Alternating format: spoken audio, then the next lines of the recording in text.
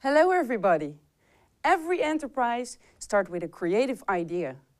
What would be an idea that motivates you to start? One starting point could be the global challenges. At first sight, these challenges could be seen as big problems.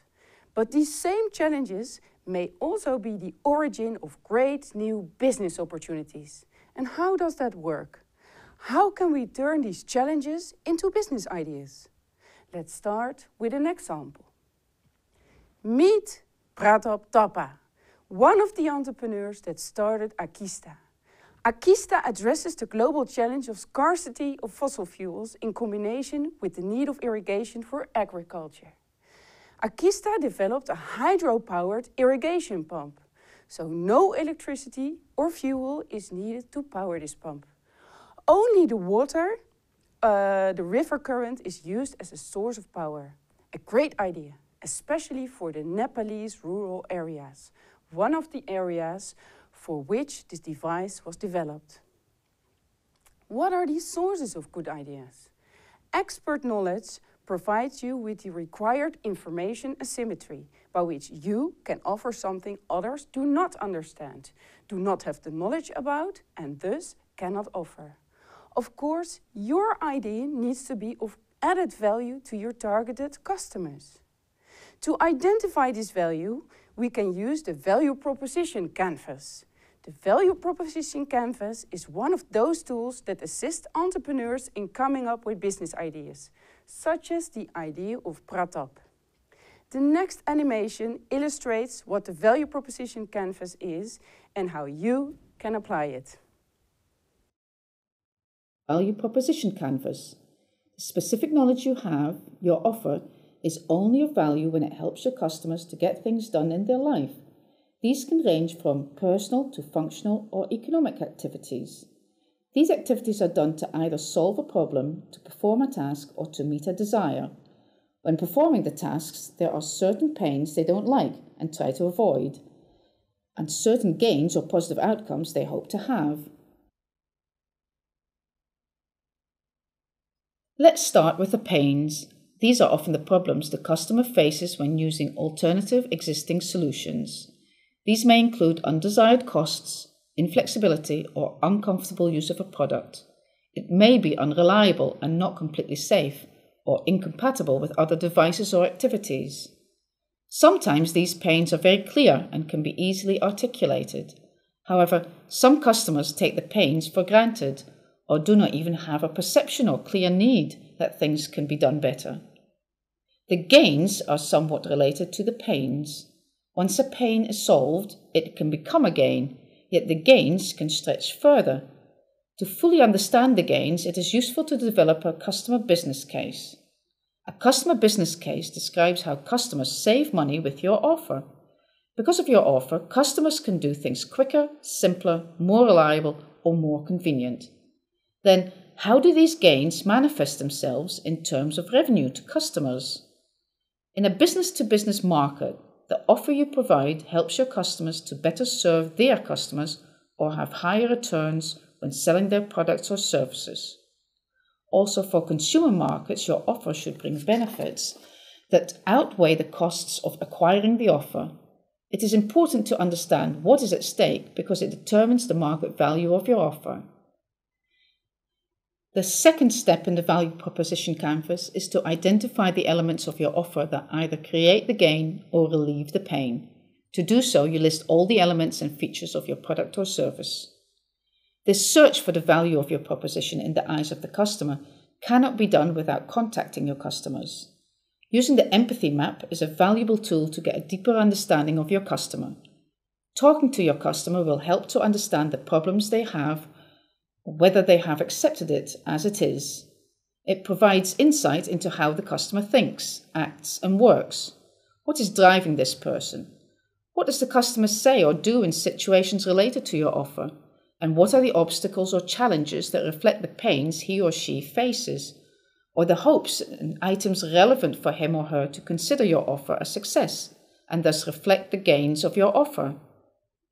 Understanding your customer requires curiosity, explaining your offer well, being proactive in contacting people, conducting deeper questioning and listening careful to understand how your customer does the job, how the customer thinks about using your offer, and the willingness to change the way things are done today. Keep in mind that some people are often reluctant to change. It bears some unknowns, risks, and thus time and money. This change requires a learning attitude on the part of your customers that will increase the costs for your customer. When contacting your potential customers, you may see that they differ in the problems they face and the elements of your offer that they perceive as most valuable. Actually, what happens is that you identify distinct customer segments, each with its own application, use, and benefits. Now, for each segment, it serves to make linkages between the gain creators and pain relievers on the one side, with the gains and pains of the customer segment on the other side, by using different colors. To identify which segment is most attractive to start with, it will help to further identify specific characteristics of that market segment. This involves identifying the total size of the market and the share of the market that you may be able to serve, identifying the alternatives and the competitors that provide these alternatives, determining which elements of the value proposition the competitors provide and how they are valued by the customers, determining how your offer performs for each value driver relative to your competitors, and deciding whether your customers need something else in order to get the full functionality from your offer. This process of developing the value proposition is not straightforward, but rather needs to be done several times. You initially have assumptions that you need to check with your customers. The evidence provides you with insights that bring out new assumptions, and in doing so, you will learn more about your customers, and the solution becomes more aligned with the needs of the customer. Let's go back to the business example of Akista. We can identify several global challenges in this Nepalese region. First of all, one could think of the challenges of drought, and on top of that, the lack of resources. Poverty is also one of the global challenges that is involved in this business. One of the groups of people that are affected by these global challenges are the Nepalese farmers. By taking these farmers as a potential customer segment, we can derive specific aspects related to this challenge on the right-hand side of this value proposition canvas. Customer jobs of this target group are sowing the crops, irrigating land, and harvesting. A pain is not having access to water. Gains would be the affordability of a product and the ability of farmers to transition from low-value crops, such as rice and wheat, to high-value crops, such as vegetables and fruits, which increases their income. So, in this specific case, global challenges cause several pains, which could be solved by offering a product that relieves those pains. These aspects, in combination with the knowledge of the founders, brought forward the Barsha pump.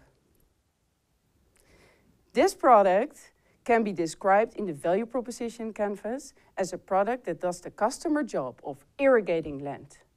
The pain reliever would be that the excess of water is created by making use of this pump. The gain creator is that no fuel is needed to pump the water from the source to the land, and that the product has an affordable price. After filling out the value proposition canvas, Pratap and his co-founders began with the search for the value of their proposition, as explained in the previous animation. For example, they first identified what the alternative would be to solve the same pain. This turned out to be a treadle pump, or watering with buckets, or a diesel pump, a solution which would be more expensive on the long term. Also, they talked to customers.